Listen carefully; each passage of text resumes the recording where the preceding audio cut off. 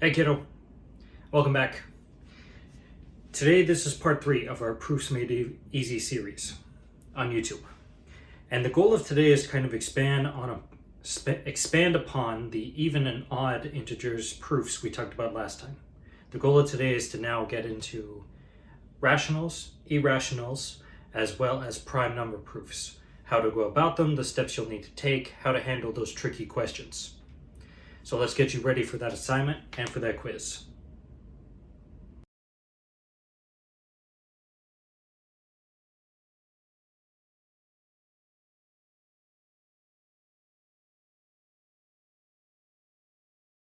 So in order to do rational, irrational, and prime proofs, we still need to keep in mind what we did last time. So before we basically described that an even number was if there exists an integer in k such that our number, we'll say n is even, if there exists an integer k such that this is 2 times n. And similarly, for an odd number, we'll say m is odd if there exists, we'll say k as well, in z such that m is equal to 2 plus 1. We'll have to keep these in mind as we do the proofs for these, because for some rational and irrational proofs, we need to use the fact of splitting cases into even and odd. Okay, so when it comes to proofs of irrational and rational ones, I want you to keep in mind the trick you're going to use is to think about even and odd distinctions between them, because that's the thing that's going to help you through the proofs.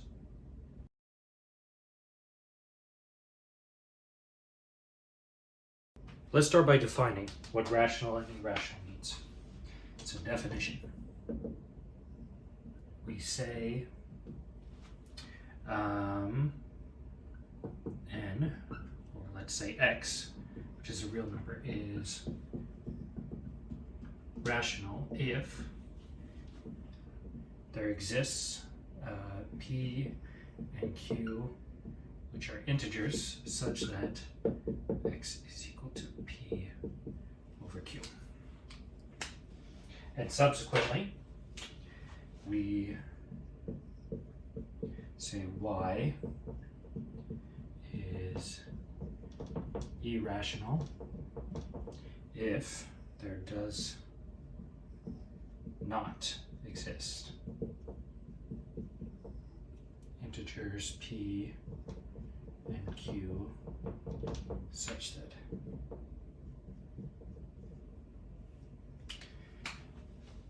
okay, so the definition of a rational number is pretty straightforward in terms of finding two other integers such that it is a fraction between p over q. However, proving something is irrational becomes a little bit more difficult because you have to prove there does not exist any type of ones. And normally, if you have to do some type of proof involving the arbitrariness of any possibilities of these, you want to do something called the contradiction. Okay, so let's do some really quick, simple examples of kind of going over rational ones, and then we'll do a very nice proof of irrational ones.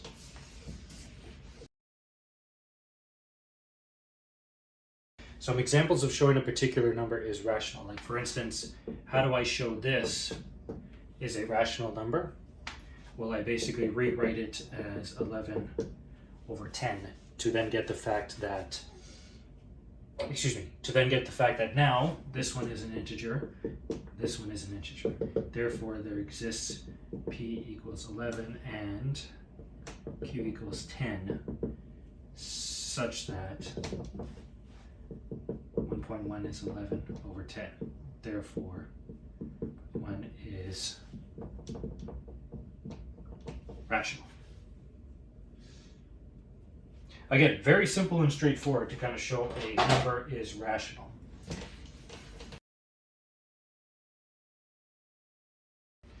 So let's say, as an example, if n is rational, then 1 over n plus 1 is rational.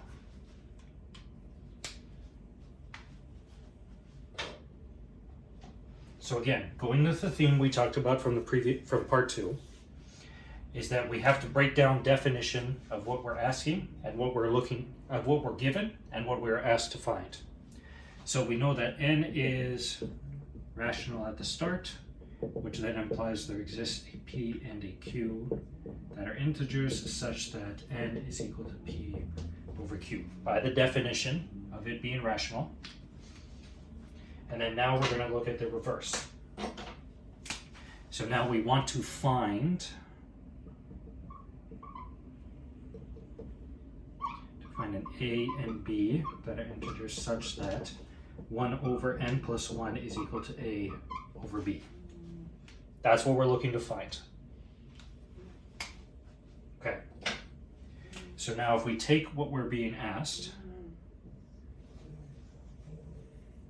we write 1 over n plus 1 and substitute in p over q.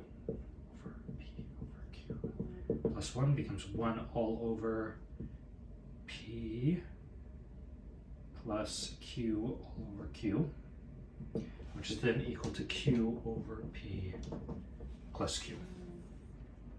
So now this is an integer, and p plus q are the sum of two integers, which therefore make it an integer itself. So therefore, a is equal to q, which is an integer, b is equal to p plus q, which is an integer. Therefore, there exists an a and b which are integers such that 1 over n plus 1 is a over b. Okay, that's how we solve for rational numbers. Now, we get to the crux of the main of this video. We get to the best part of this video. How do you prove something is irrational?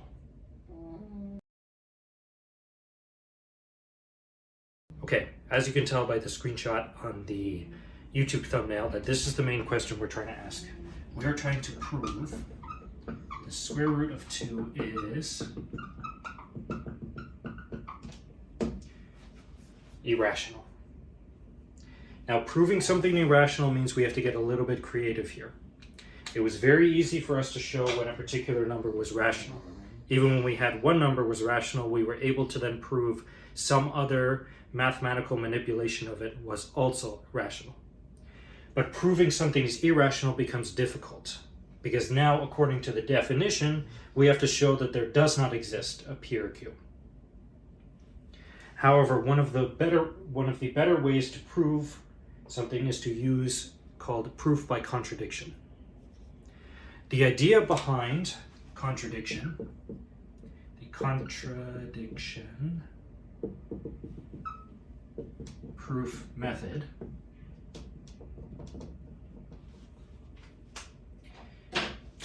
is that we assume the opposite of what we are being asked. Assume the opposite of, we'll say, the conclusion. And to find something that breaks. The idea behind contradiction is now we are going to take and assume the square root of 2 is rational, and then we're going to find something that breaks within it. We don't know what it is. For some of the contradiction proofs, you start by seeing that, okay, 1 actually ends up equaling 0, therefore that's a contradiction. In another one, you end up finding that maybe you'll get 1 over 0, which does not exist. That's a contradiction. Here we have to find something that one side of the equation does not equal the other and make sense. Okay, so let's get started. With that in mind, let's get started with our proof.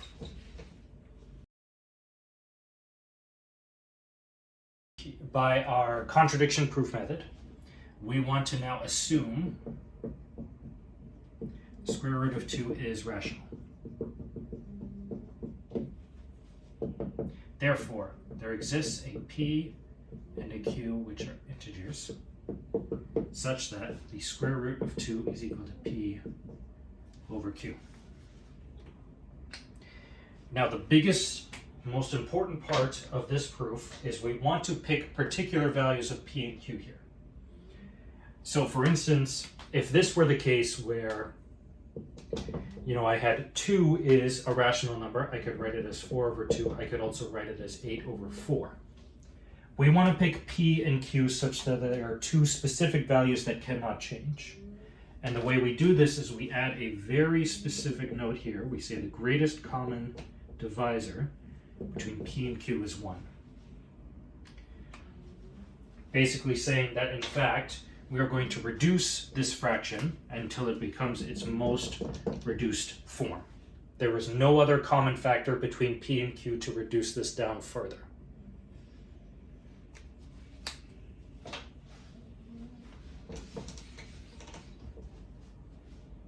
Okay. I want you to keep this in mind because this is going to be the biggest thing in this proof. Okay. So we start by looking at our equation here of square root of 2, and we can't really do much with this. So let's try to see if we can use integers in this section to see if this. So I'm going to take 2 and I'm going to square both sides. So now I have p squared over q squared. And rearranging this will give me p squared is equal to 2 times q squared. Okay. So remember in part 2 we talked about this idea behind even and odd things. So let's look at this. We see that this side is multiplied by 2, therefore this whole thing is even. Okay, well that then implies that p squared has to be even.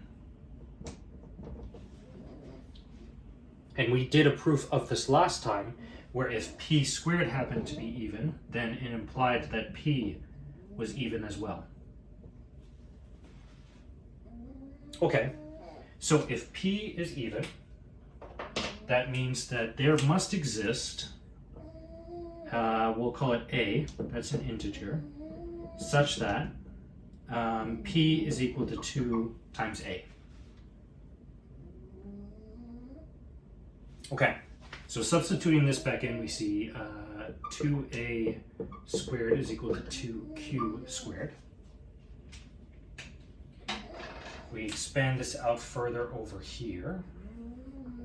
We will then get 4a squared is equal to 2q squared, which means q squared is equal to 2 times a squared.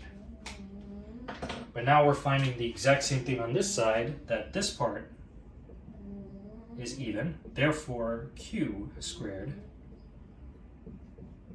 is even. And if q squared is even, then q must be even. So let's do the same thing we did over here. Therefore, there exists a b, which is an integer, such that q is equal to 2 times b. Okay. So now we have that q is 2 times something and p is 2 times something. So that means that now, if we go back to the original part, where the greatest common divisor between them, is that technically now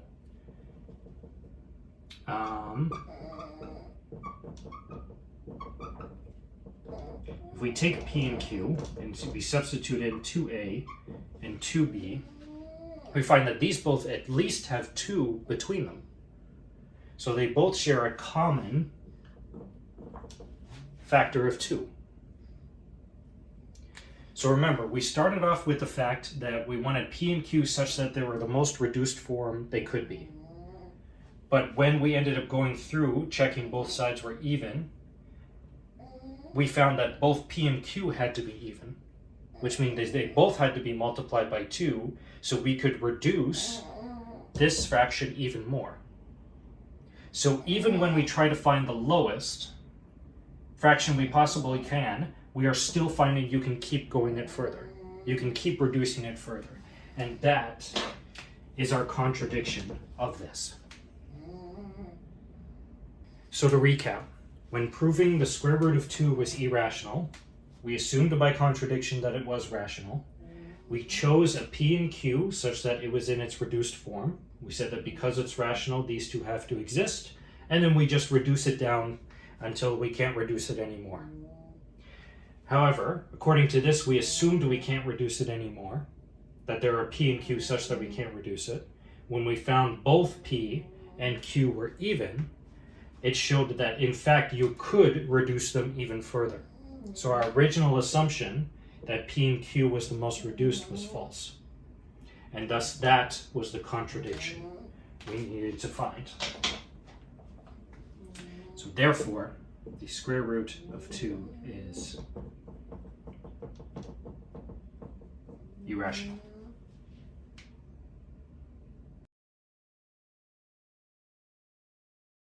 So what we found in the previous example is that when we tried the square root of 2, we were able to show that P and Q were even, which allowed us to show that P and Q could be reduced even further, even though we already assumed they were in their most reduced form. But this ends up trailing to even if you do square root of 6, or any other even number, square root of any other even number. Because then this is 6 times Q squared, you show that P is even, which then you show that Q is even, and therefore they can continue to be reduced. But now what happens if we change our square root to now become an odd number? How do we work with those?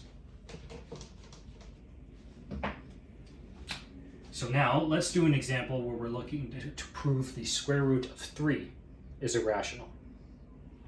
We're going to use the same technique we did before. So we're going to assume square root of 3 is rational. Again,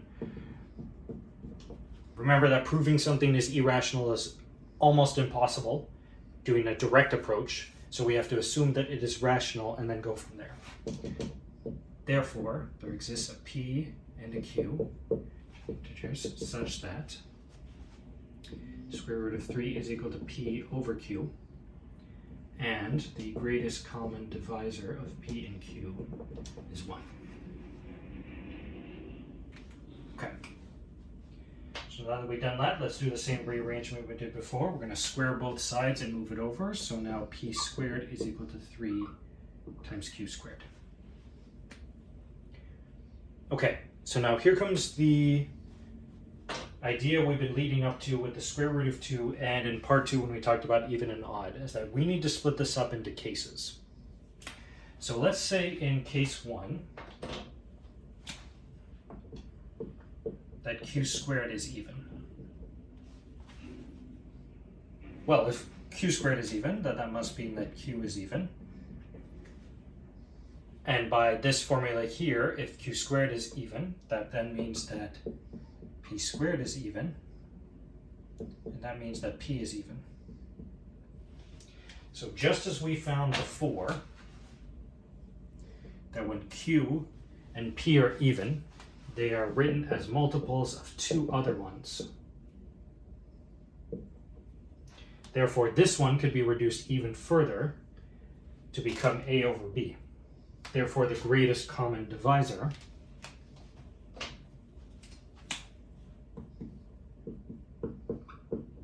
between P and Q has to be greater than or equal to 2.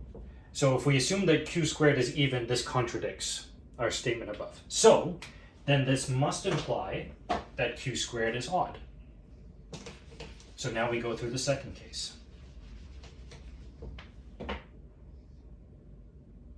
Okay, so then we showed that therefore, in the second case, Q squared is odd. Okay, but if Q squared is odd, then Q is odd. By basically saying if I'm multiplying it by the same number, I can't get back an even, so this has to be odd. Okay, but for P squared, that means now I have an odd number times another odd number, which implies P squared is odd. And P is odd. Okay, so unfortunately before, when we had these both were even, we could just go from there and we would be done with this proof. However, we cannot just assume that with odd, because I could just as easily have 1 over 3 as being a fraction here, and that would be perfectly fine. So instead, what we need to do is we need to break this down further.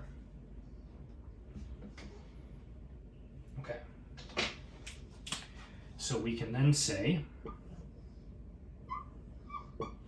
therefore there exists an A and B, which are integers, such that P is equal to 2A plus 1 and Q is equal to 2B plus 1.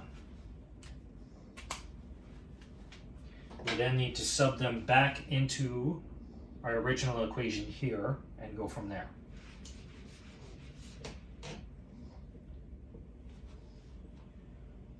Okay, so just to recap what we did so far, we assumed it was rational.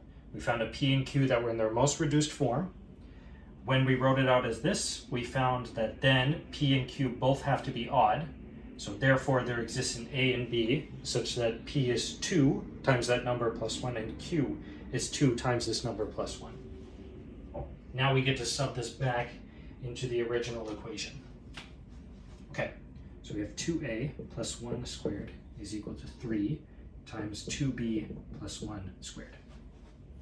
Multiplying everything out, 4A squared plus 4A plus 1 is equal to square, this will be the same 4 now times 3, so we will have 12b squared plus 12b plus 3.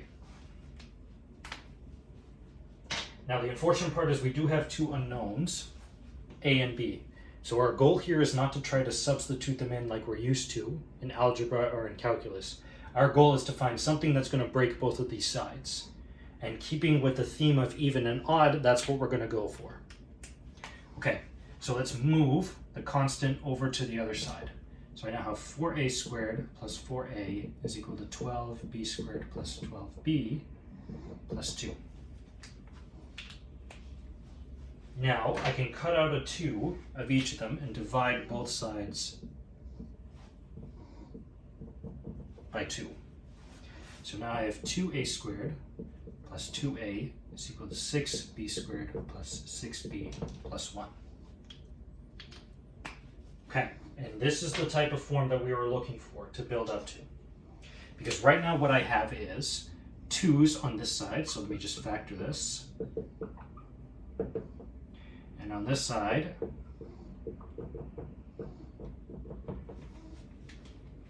I have this form. So when I factored on this side, I ended up getting 2 times another number. So that told me then that the left-hand side has to be even. But the right-hand side is 2 times another number plus 1. So this whole thing has to be odd. And that is our contradiction. Okay. So let's sum up what we did. Again, following the same rules we did when we did the square root of 2 is irrational. For the square root of 3, we assume it's rational. We get a p and a q in its most reduced form. We then find, we then rearrange this to become p squared is equal to 3 times q squared.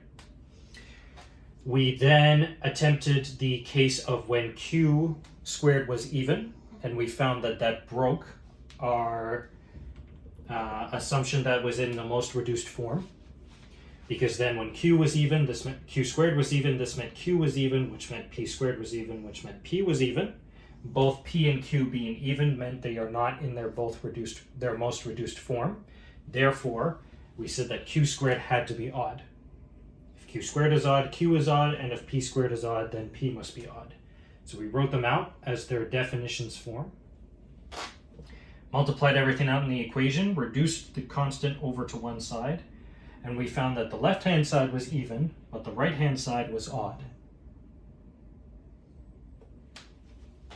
Because we're working within the realm of integers, this cannot be the case. And that is our contradiction. And that is how we prove the square root of 3 is irrational.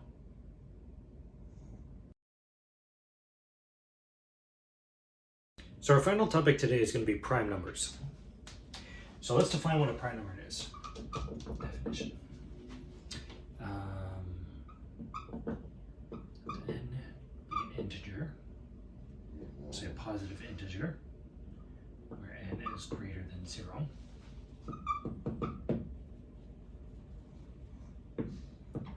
we say n is prime,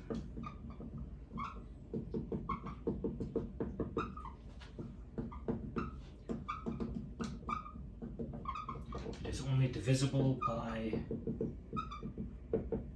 itself and 1.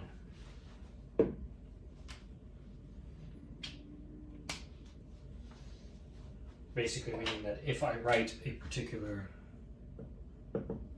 prime number into factors, it can only factor into 1 and itself. 4, for instance, factors into 2 and 2, therefore it is not a prime number.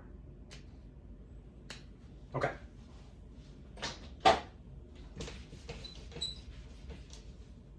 Prime numbers get a little bit tricky when you're working with them, but we can work through at least one example today to kind of help get the idea of what type of questions that would be coming up for.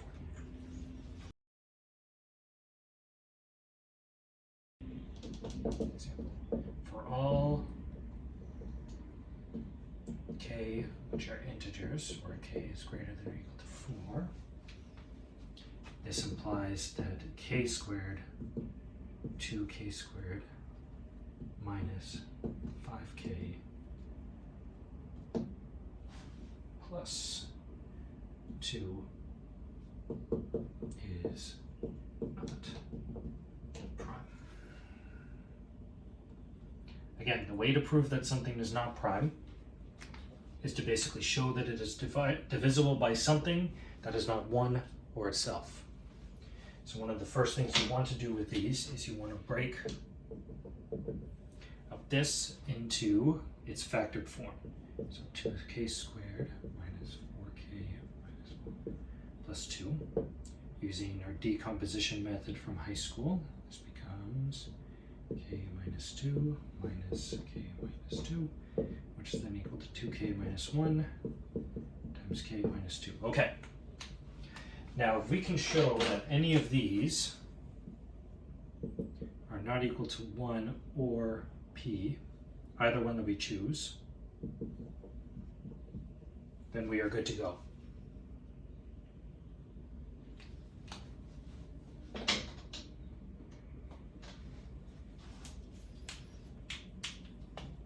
Now, in particular, it doesn't matter too much about which one you pick to find is not p or the other. You just want to work with one that's going to be the easiest for you to mathematically show. So let's use this one as an example. We want to show that this thing, which obviously is an integer because we've written up here, is not 1 or p. Okay, we know that technically this is an integer times an integer. So we know that for sure k minus 2 has to be less than or equal to p, no matter what, for this particular question. Because if this was larger than p, this can only be an integer, so it has max a value of 1. So this has to be capped at p, otherwise this whole thing will become too great.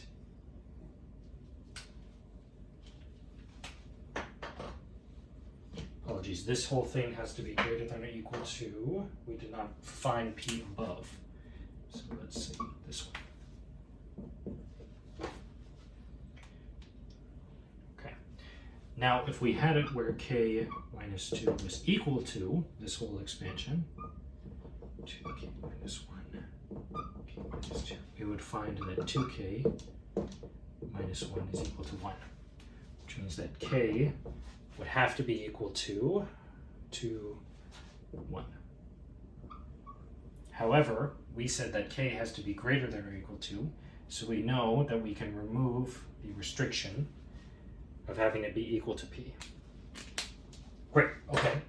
So we have just shown that k minus 2 is less than p. Now we just need to show that this is greater than 1. So technically, if k is greater than or equal to 4, this implies that 4 minus 2 is greater than or equal to k minus 2, which implies that 2 is less than or equal to k minus 2, which implies 1 is greater than k minus 2. Okay, so what we have just shown is that k minus 2 is between 1 and p. Therefore, k minus 2 is an integer between 1 and p